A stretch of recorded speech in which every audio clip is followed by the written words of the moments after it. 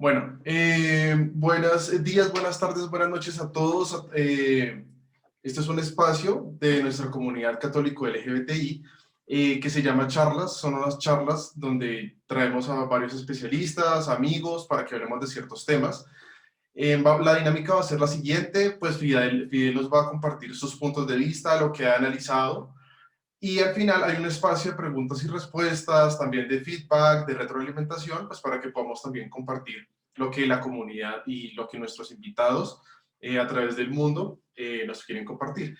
Fidel, bienvenido, gracias por estar otra vez con nuestra comunidad católico LGBTI. Y bueno, los micrófonos son todos tuyos. Bueno, muchísimas gracias por la invitación. Realmente para mí es un placer poder compartir nuevamente con esta maravillosa comunidad y también con hermanos y hermanas de distintas comunidades que seguramente están conectados o tendrán la posibilidad de ver este video en las distintas plataformas donde se va a compartir.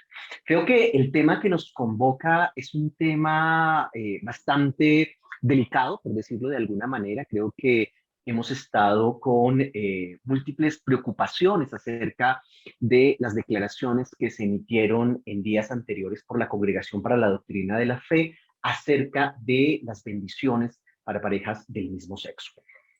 Debo primero iniciar reconociendo que cuando yo leí los titulares, efectivamente no pude sino sentir un poco de dolor y diríamos malestar frente a estas declaraciones, porque como hombre de fe, pero también fundamentalmente como un católico practicante, espero de mi iglesia avances, sabiendo claro que estos avances toman su tiempo, pues uno siempre espera que estos avances se den y bueno, pues lastimosamente este tipo de declaraciones nos detienen un poco. Sin embargo, después de leer más detenidamente el documento y saliéndome de los titulares un tanto amarillistas de los medios de comunicación, porque es importante también tener en cuenta que este tipo de declaraciones genera una serie de amarillismo, ¿cierto?, por algunos medios de comunicación, especialmente por las sensibilidades que tocan, ¿sí? Entonces, quisiera justamente plantear algunos elementos que después de haberme tranquilizado pude abordar. El primero de ellos, básicamente, es en relación a quién emite, ¿cierto?, este responso, ¿sí? Y es muy importante entender que la Iglesia Católica Romana tiene una estructura muy compleja, ¿sí? Muy compleja, pues como es normal en una institución de tantos siglos de trayectoria, ¿sí? Y esta institución se ha ido renovando a lo largo de la historia, ¿sí? Pero sigue teniendo unas instancias que cumplen unas funciones. De hecho, la Congregación para la Doctrina de la Fe es la sucesora de lo que sería anteriormente la Inquisición. Algunos la llaman Santa Inquisición. Yo tengo mis reparos en declararla santa, dado los procesos que la misma Iglesia ha tenido que reconocer frente a los excesos que se cometieron por este tribunal. Esta congregación es la responsable, ¿cierto?, de custodiar la correcta doctrina católica. ¿Y qué significa eso de la correcta doctrina católica? Significa que es la responsable de, a partir de lo que está declarado por la Iglesia en los distintos concilios y a partir de los distintos documentos, ¿cierto? Es la responsable de decir qué está bien y qué está mal en relación a algunos temas, ¿cierto? Vuelvo e insisto, con relación a lo que se tiene ya declarado y avanzado. ¿Y por qué señalo esto? Porque el hecho que esta respuesta a la de la Congregación para la Doctrina de la Fe lo que nos va a permitir evidenciar es que se hace es una relectura de los documentos que tenemos en el momento oficiales, ¿sí? O sea, es una apuesta oficial que bien podríamos atrevernos a señalar no representa lo que está ocurriendo al interior de la iglesia en distintos escenarios. Bien, porque también es importante señalar que nuestra iglesia es una iglesia universal, ¿cierto? Estamos presentes en todos los continentes con unas conferencias episcopales bastante grandes, con unas organizaciones que van a diferentes ritmos, ¿sí? Frente a algunos temas, concretamente a lo que nos congrega, que es el tema de la diversidad sexual y de género. Algunos han avanzado más, otros un poco más recelosos y algunos se encuentran digamos, anclados en visiones del pasado. ¿Qué ocurre con esta declaración? Esta declaración parece ser muy, digamos, tener unas intencionalidades, ¿sí? Digamos que uno podría sospechar frente a la razón por la cual se emite digamos, se eleva más bien una consulta a este órgano, de cara a proyectos que ya se estaban o que se están adelantando en algunos lugares de la iglesia, como lo señala el mismo documento. ¿Qué significa esto? Sabemos que algunos diócesis de Alemania, la iglesia alemana y algunos otros lugares de Europa han venido adelantando proyectos para realizar bendiciones a parejas del mismo sexo, ¿sí? Y de cara a esto que se está trabajando, a esto que se está haciendo, ¿sí? Algunos sectores se han sentido incómodos, obviamente, y deciden elevar esta consulta, ¿cierto? Y pues tenemos la respuesta que voy a desglosar más adelante. Bien, yo suelo comparar esto como quienes tenemos hermanos, ¿cierto? Creo que muchos de los que me escuchan compartirán conmigo la experiencia de ser hermano, ¿cierto? Y entonces, en una casa, bueno, concretamente voy a hablar de algo que me ocurría a mí. Siempre me ha gustado el queso, y entonces yo iba a la nevera, me robaba un pedazo de queso y me lo me lo comía al escondido, ¿sí? Y cuando me veía alguno de mis hermanos, pues iba y le preguntaba a mi mamá, mamá, ¿usted le dio permiso a Fidel para comerse el queso? Obviamente, la pregunta no era esa. Lo que estaba haciendo allí era poner una queja para que me llamaran la atención, que realmente sabía que yo no tenía permiso para comerme el queso. Es lo mismo que ocurrió básicamente. Le preguntan a la iglesia, especialmente a esta congregación dedicada a decir, a partir de lo que hay establecido en los marcos, digamos, teológicos, doctrinales de la iglesia, preguntan, ¿es lícito las bendiciones del mismo sexo? Obviamente, la respuesta iba a ser negativa. Voy entonces a retomar algunos de los elementos que me parecen significativos de cara a esta respuesta. Bien, lo primero es que en la introducción, ¿sí? Voy a leerla textualmente para no, digamos, omitir algún detalle que pueda resultar significativo. En algunos ambientes eclesiales se están difundiendo proyectos y propuestas de bendiciones para uniones de personas del mismo sexo. No pocas veces, estos proyectos están motivados por una sincera voluntad de acogida y acompañamiento de las personas homosexuales, a las cuales se proponen caminos de crecimiento en la fe, con el fin de que aquellos que manifiestan una tendencia homosexual puedan contar con la ayuda necesaria para comprender y realizar plenamente la voluntad de Dios en su vida. Hasta el momento, realmente es una introducción que, digamos, viéndola desde una perspectiva objetiva, me parece muy interesante porque hace una lectura, o más bien utiliza un lenguaje ya no inmediatamente desde la censura, sino más bien desde la acogida. O sea, realmente hemos avanzado y creo que muestra de esos avances es la forma en que se redacta el documento, ¿cierto? Si bien más adelante vamos a encontrar algunas frases que nos pueden parecer todavía dolorosas, creo que resulta un avance la manera en que se reconoce que este tipo de proyectos adelantados por algunas, digamos, comunidades eclesiales resultan de cara a la atención pastoral. Esto es muy importante y creo que en eso estamos totalmente de acuerdo.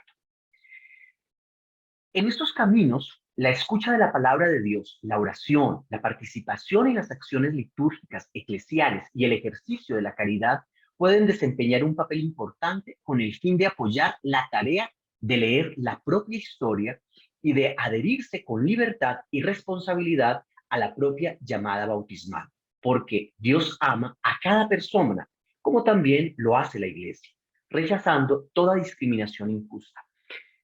Si vemos, se introduce, digamos, planteando que este tipo de proyectos de entrada tienen buena voluntad, ¿sí? Y esta, digamos, congregación lo reconoce, reconoce que tiene buena voluntad de los proyectos.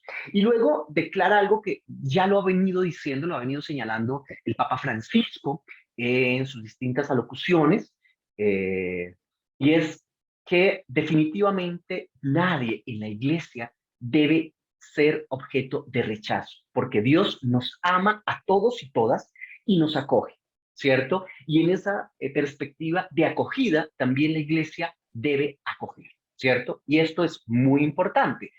La iglesia rechaza toda discriminación injusta, ¿sí? Y esto va a ser muy importante de cara a lo que viene más adelante.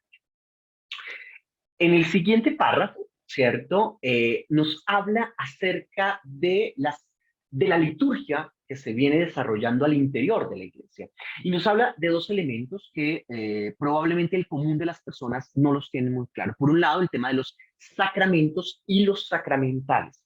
Son dos cosas distintas. Los sacramentos, la Iglesia Católica Romana reconoce 7 sacramentos, a diferencia de algunas otras iglesias cristianas que reconocen menos, dentro de los cuales se reconoce el sacramento del matrimonio, ¿cierto? Sacramento. De lo que estamos hablando acá no es del sacramento del matrimonio para personas del mismo sexo, sino de un sacramental.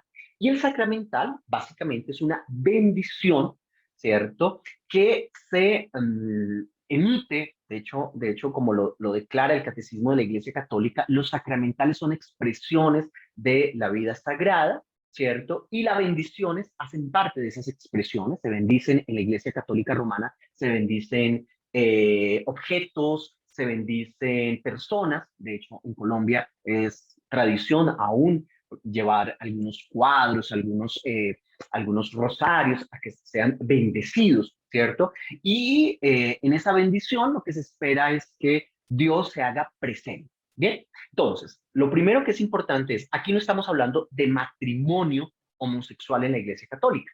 Aquí estamos hablando de una bendición que es un sacramental, ¿cierto?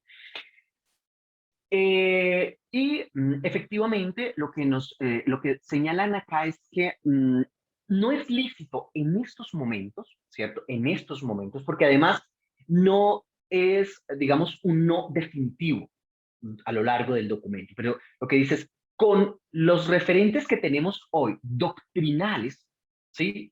No es lícito que un sacerdote bendiga una unión entre dos personas del mismo sexo.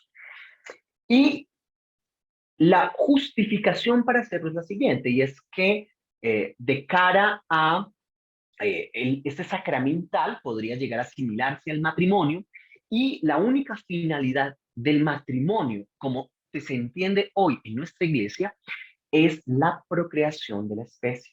Y de hecho, algo que me resulta muy significativo es que está diciendo que así como no se puede bendecir a personas, ¿cierto? Del mismo sexo, ¿sí? Teniendo una unión, digamos, dispuesta en el amor, etcétera, etcétera, tampoco lo es bendecir a personas, ¿cierto? Heterosexuales que no están en matrimonio, ¿sí? Miren, y verás cómo aquí deja de lado el argumento central, que es el tema de son homosexuales y por eso no los bendecimos, sino que, digamos, reconoce que el único impedimento, ¿cierto?, es el tema de que son una relación que no está abierta a la procreación, porque pues, todos sabemos que de entrada una relación homoparental pues no está abierta a la procreación, al menos no de la forma natural como es concebido tradicionalmente. Bien,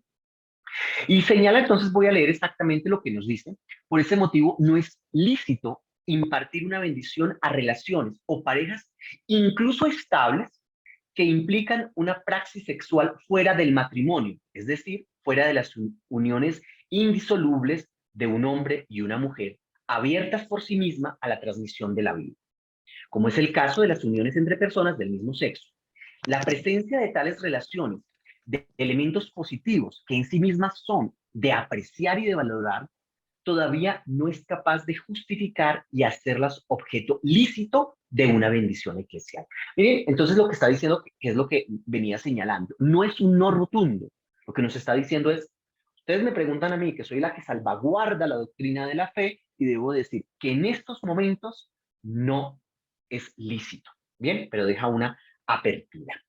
Y en este orden de ideas, creo que teólogos, y especialmente teólogos moralistas, han estado trabajando y diciendo la iglesia debe actualizarse en temas de moralidad sexual, fundamentalmente.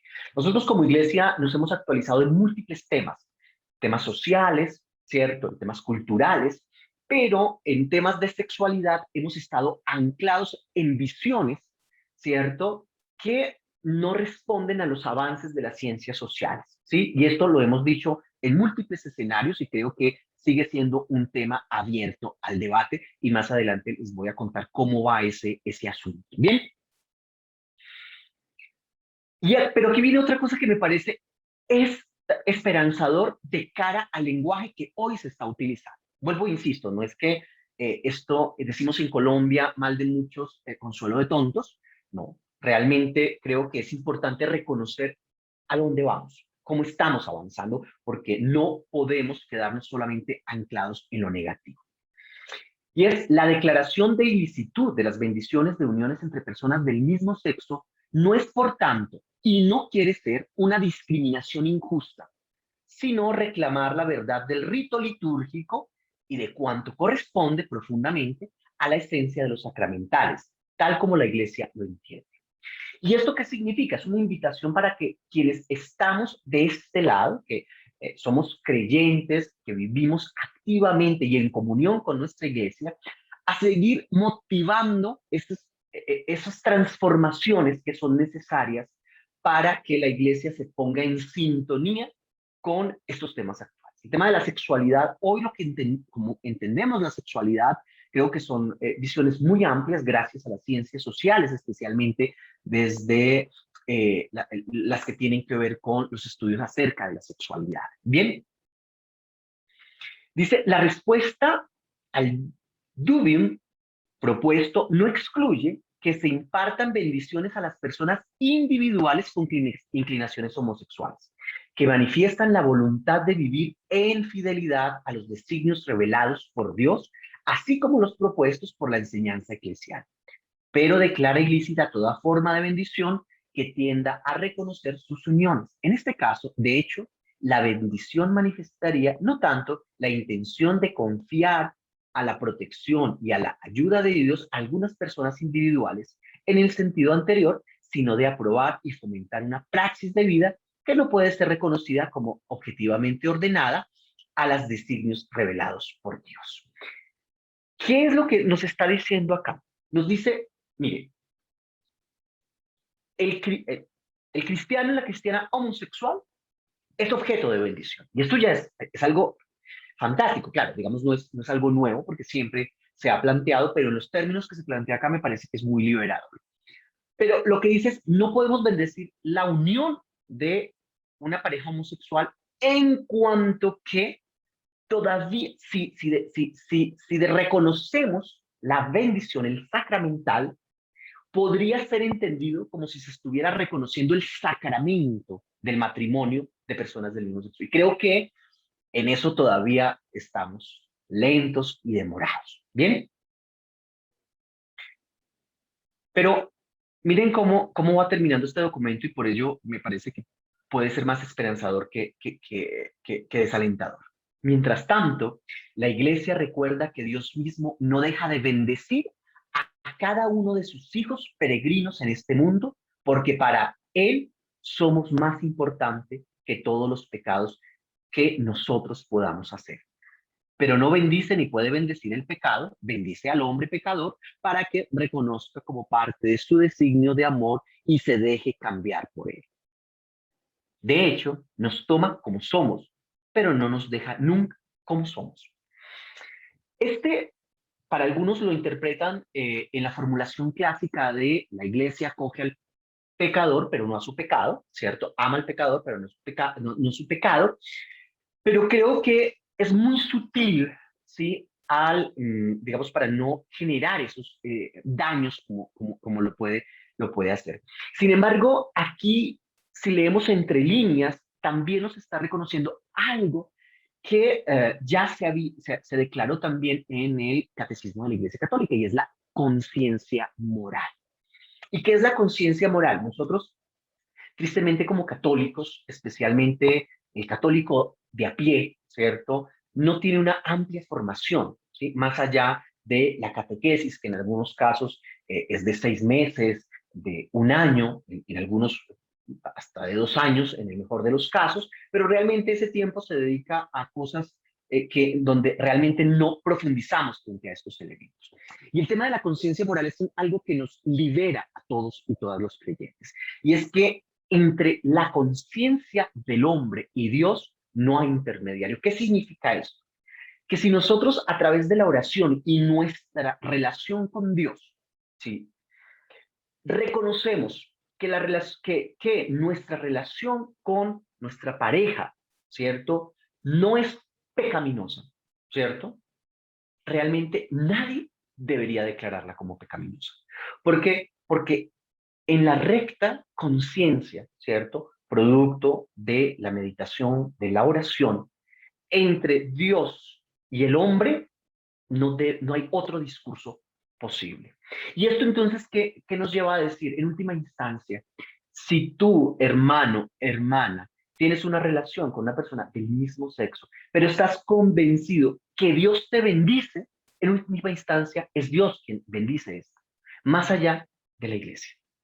De hecho, la conciencia moral es lo que ha permitido que se avance en algunos temas, porque algunos grandes visionarios, ¿cierto? Padres de la iglesia, teólogos y teólogas a lo largo de la historia, han estado en contra de lo que en un momento dijo la iglesia, porque por su reflexión profunda y espiritualidad entendían que no debía ser asumido de esa manera. Y posteriormente la iglesia se ve en la obligación de reconocer que estaba en el error, ¿cierto? Y de hecho, voy a poner solamente un ejemplo. En América Latina, durante mucho tiempo se consideró que la esclavitud, ¿sí? Era deseada por Dios, ¿sí? Además era natural, copiando un poco, digamos, el pensamiento aristotélico donde dice que la esclavitud es natural y necesaria, ¿sí? Y también durante mucho tiempo se pensó que los indígenas no tenían alma y que por ende podían ser sometidos, incluso asesinados, si no se convertían.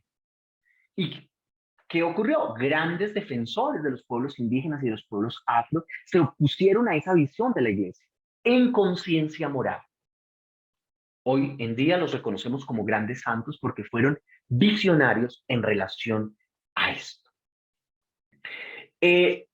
Voy terminando la lectura de este documento. Por este motivo, la Iglesia no dispone ni puede disponer del poder para bendecir uniones de personas del mismo sexo en el sentido anteriormente indicado.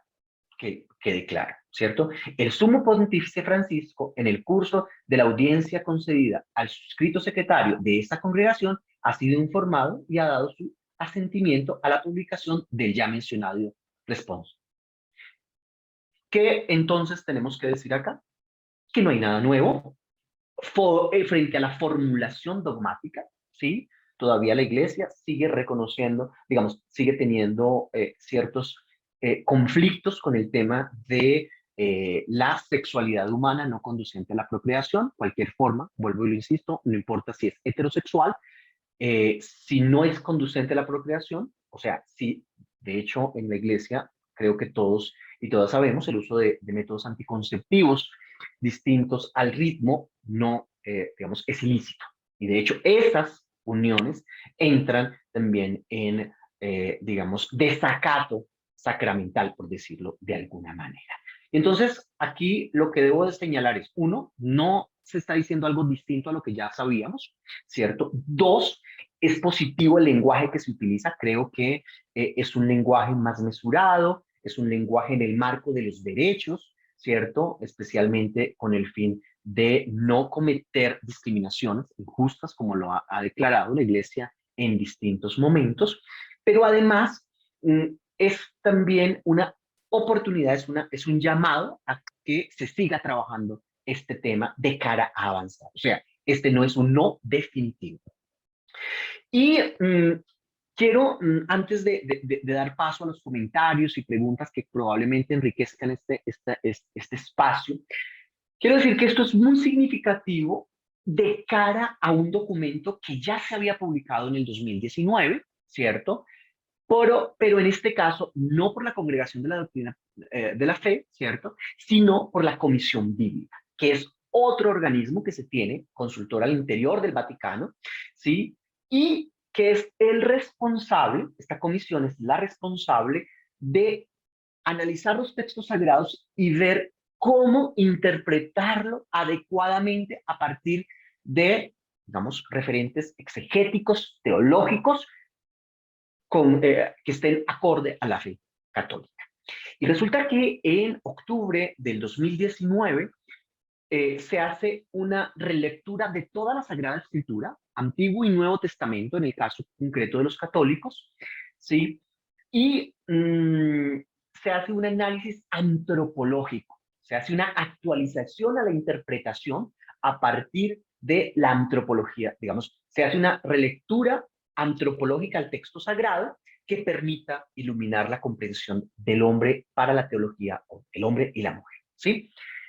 ¿Y por qué llamo la atención de esto? Porque en ese documento, tristemente es un documento que no está traducido todavía al español, se publicó solamente en italiano y en polaco, y no se le dio el cubrimiento mediático, obviamente porque uno, digamos, no genera ese sensacionalismo que lo generan estos títulos como la iglesia prohíbe los matrimonios homosexuales, ¿cierto? Para llamar la atención.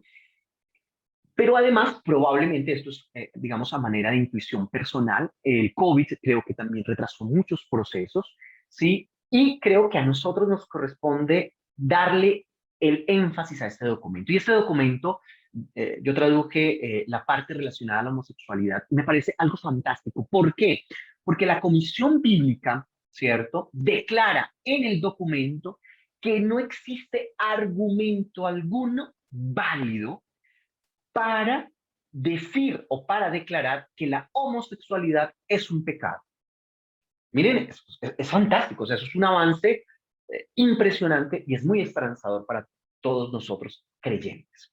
Y hacen lo que, digamos, ustedes saben que muchos teólogos, especialmente teólogos biblistas, y algunos exégetas se han dedicado durante mucho tiempo a analizar los textos sagrados que tradicionalmente se utilizan para condenar la homosexualidad, y ya estos teólogos y teólogas señalaban que realmente esas interpretaciones son interpretaciones sesgadas, ¿sí? Y que en la mayoría de los casos no hace referencia a la homosexualidad como la entendemos hoy, porque debemos, y esto en distintos escenarios se ha dicho, la homosexualidad es una categoría que surge en el siglo XVIII-XIX y va más allá de las prácticas sexuales entre hombres, entre personas del mismo sexo, ¿sí? De hecho, dentro de las cosas más interesantes que uno se puede encontrar en el documento es que dice que en ninguna parte se puede, o sea, no se puede utilizar un texto para decir que realmente está en contra de la homosexualidad como se entiende hoy, de las prácticas homosexuales, pero además como prácticas de sexo entre hombres que se corresponden a un momento histórico. Entonces, es un documento muy esperanzador. Creo que allí hay mucha tela por cortar y creo que nos puede llevar a nosotros. Y termina este apartado diciendo que motiva a la iglesia a generar diálogos entre teólogos, teólogas que abordan estos temas, las ciencias sociales que permitan avanzar, ¿cierto?, en la comprensión de la sexualidad humana.